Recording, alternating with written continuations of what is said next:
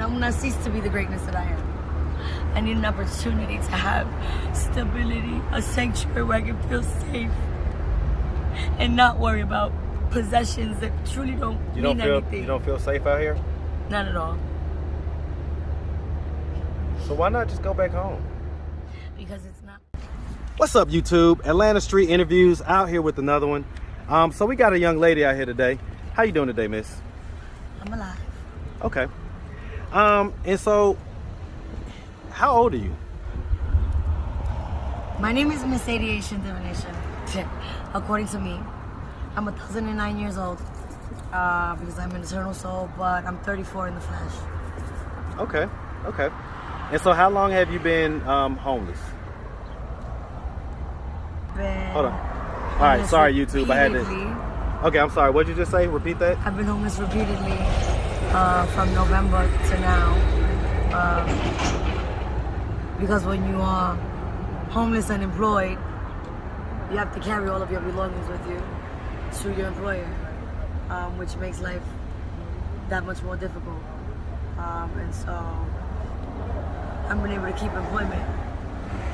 So it's a double-edged sword because I get great jobs, but I can't maintain them. Okay. All right. And so I guess you say that since November. So what was it that happened in November specifically? I was released from Clayton County Jail, and we had the clothes on my back, and God. And so why was you in jail? I was crossing Terra Boulevard after work, smoking a blunt. Less than a gram. And instead of getting a citation or fine, I was thrown in jail for 40 days. And they added 5 more charges that had nothing to do. What were the charges? Simple assault and battery to an officer, which is false. Never fought back. Simple assault. Trespassing, but they were the ones that created the event at the location. Because I was not trespassing. I bought a cigar and a pack of cigarettes. I was a customer. Yeah, no. Okay. And so okay. Let's just start from the beginning. So where are you from? I was born in Dominican Republic. I am a citizen. I was raised in New York. I came here from Mexico. I've been How long you been in Atlanta? Since January 2nd of last year. What made you come here? I was I've been sexually, human, trafficked, exploited, whatever it is that they call it. The state of Albuquerque assisted me to relocate by providing me a bus ticket. So, what age were you first human trafficked? 33. Okay. Unbelievable, right? You would think I know better. Yeah, I got snatched up. So, I was about to say, how did it happen? You say you were snatched up? I witnessed something, and it made me a target. And I look very animated, and I am when I'm, jolly and in my better self. So I don't come off as a 34-year-old woman. What did you witness? I saw a 15-year-old girl run to me butt naked and tell me that the Albuquerque Police Department had put her in an ambulance with several other girls. And so I gave her the clothes off my back and did my best to hide her from the police and the ambulance that were looking for her, along with some civilians, but they were not civilians at all. Some kind of drug cartel or a sex crime organization. And so I became a target due to they saw me, and so exposure. Yeah. Okay. And so did you grow up in New York, you said? I grew up in the Bronx for 17 years. Oh, sorry. So let me ask this. So growing up, did you have both your mother and your father in the household? My parents are still married. Okay. And so how many brothers and sisters do you have? One through marriage. I have a younger brother. Okay. My polar opposite. My parents' pride and joy. Okay. And so let me ask this. So growing up, would you say that you had a fairly normal childhood? Absolutely not. Why not? I come from functional dysfunctional. I know what it is to value the opportunities that America presents, because coming from a third world country, they just don't exist. I come from a beautiful island. It's tropical. The geographics is gorgeous, but there's no assistance for the have-nots. So there's a big gap in economical classes, which creates savage behavior, because the lights still go off when there's no electricity. Well, I get that, but I mean, you said you grew up in the Bronx, right? Yes. Growing up in the Bronx, many opportunities. Go to public school, but you can still get culture and diversity. My parents were workaholics, so therefore I was always in some kind of activity. You talking about like street activity, or you talking about school No, activities? activity. I was an honor student until like the 4th grade. So did you go to high school? Yes. Did you graduate? I was kicked out because of my behavior. What'd you do to get kicked out? I was constantly fighting. Okay. I was angry at the world. Do you have any kids? I have a child. He's 13 years old. My pride and joy. The Okay. reason why I continue to. So you had him at about 21? Yes. How old was the dad? 38. Okay, so he was 21, you was 30. I mean, he was 38, you was 21. And when was the last time you saw your child? 2 years ago. March, to be exact. Okay. So March of 2020? Yes. So that was right before the pandemic, or basically right when the pandemic hit. Exactly. So why has it been so long?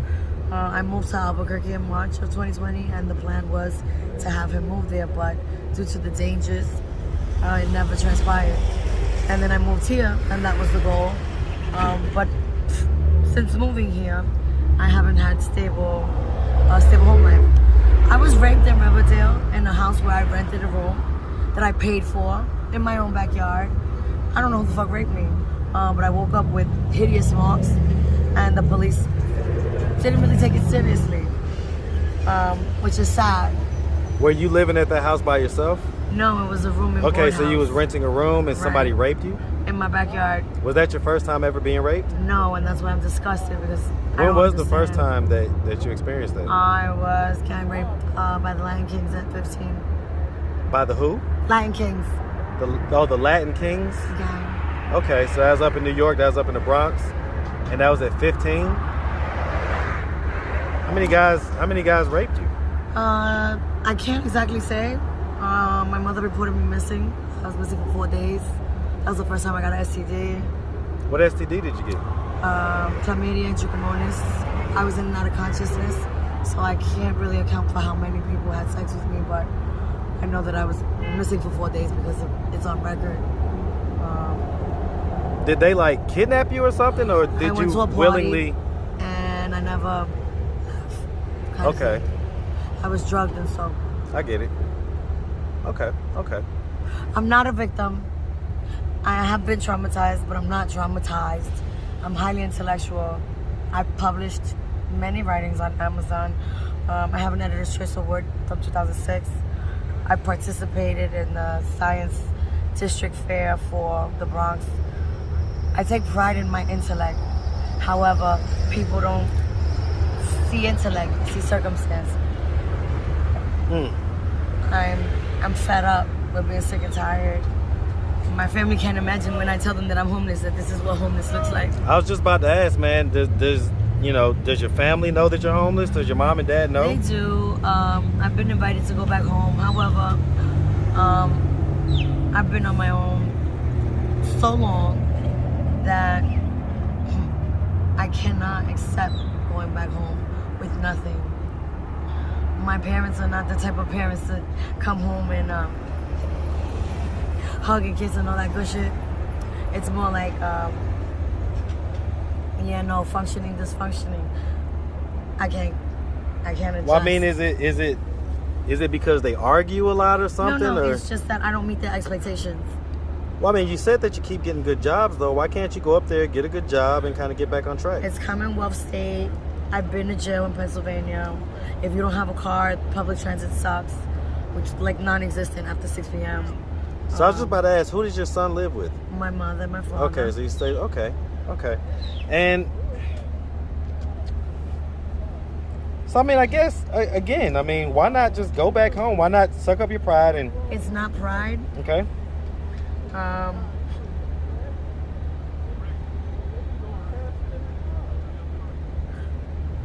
I can't accept failure as an option.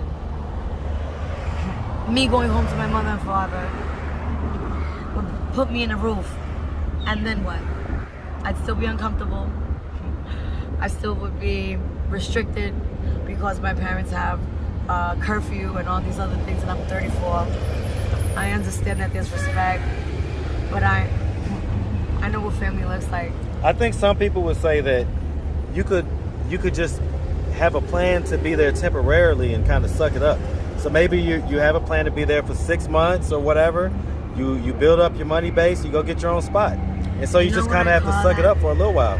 Conforming, settling, accepting failure within self. That's not an option.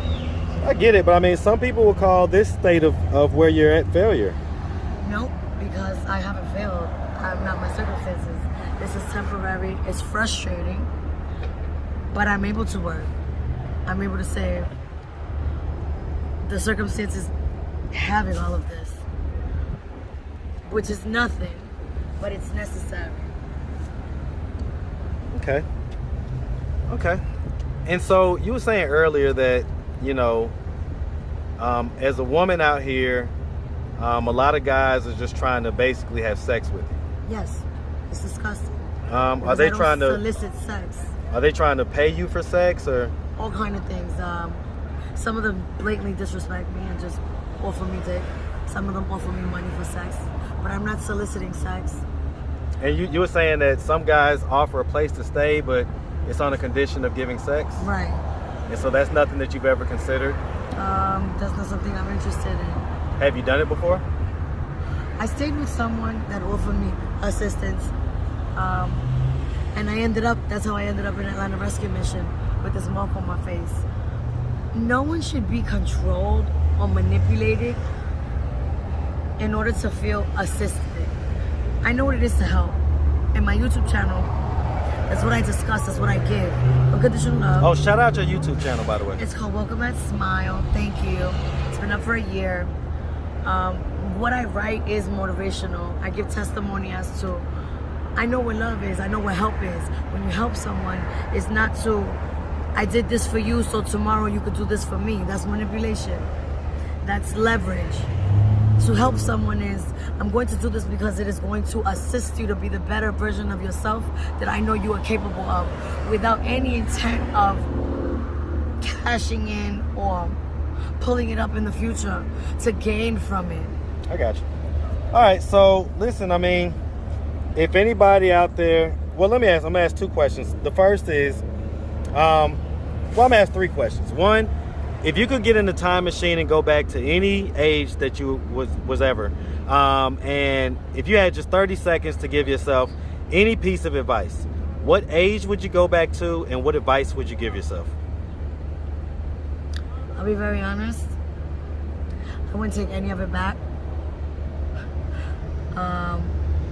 Regardless of how hard it's been. What I will say is this. I'm multi-talented. Highly intellectual. I create contracts. I'm an independent contractor. I'm not too prideful to clean your toilet or wipe your ass. I have the credentials to do so. I speak 3 languages fluently. I am not my circumstances, and I don't understand why my circumstances create limitations or stipulations as to what it is that I'm capable of. Because they're just circumstances. This too shall pass. And I will not cease to be the greatness that I am. I need an opportunity to have stability, a sanctuary where I can feel safe and not worry about possessions that truly don't mean anything. You don't feel safe out here? Not at all. So why not just go back home? Because it's not a home. It's not my home. It's not a home at all.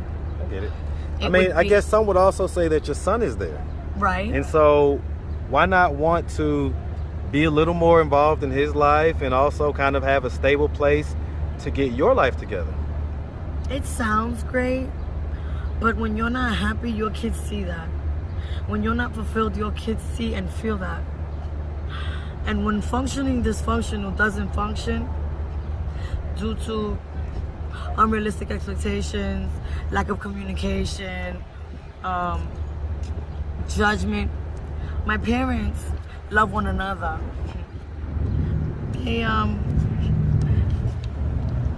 They weren't ready for what God gave them.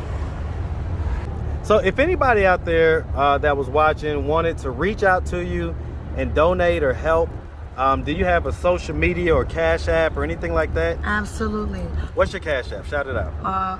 Miss Aviation Divination, $ Aviation Divination. You're gonna have to spell that now. Come on.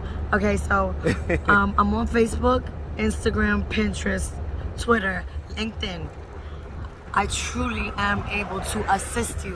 What is your names on those platforms? Angela Acevedo or Aviation Divination. ADIATION. Aviation is to receive your inheritance beyond the flesh. Okay. And divination is to be in tune with the divine. Yes. Okay. So I am, and I can't deny it. Okay, so Miss Aviation Divination. Miss Aviation Yeah. Divination. Okay. I'm a business developer. Allow me to assist you to grow, because I enjoy it, and it will provide me the financial stability I so need. All right. Well, listen, Miss, we 100% appreciate you taking the time and having a conversation with us. And so, if there was anything that, if somebody was watching that had some power and some influence, is there anything that they could do for you right now that would help you out? Absolutely. What would that be? Endorse me, sponsor me, give me some capital so that I can further develop my apparel line. I'm a designer. I opened an apparel store that I not only created the logo and created the website and the business endeavors with the vendors, but I maintained with my employment salary. A business is nothing without customers. I want to be able to make people feel their best and be at their best. Okay. Whether it be apparel, insight, or love. Unconditional love, not what is perceived in this material world we live in. Okay. All right. Well, Miss, we definitely appreciate you taking the time to answer all of our questions, and we wish you nothing but the best out here. Okay. Thank you for hosting me in my raw form. If you guys go to my YouTube channel, I'm more Baba Boom. This was spontaneous and totally welcome. Thank you for the opportunity. Thank you. Have a good one.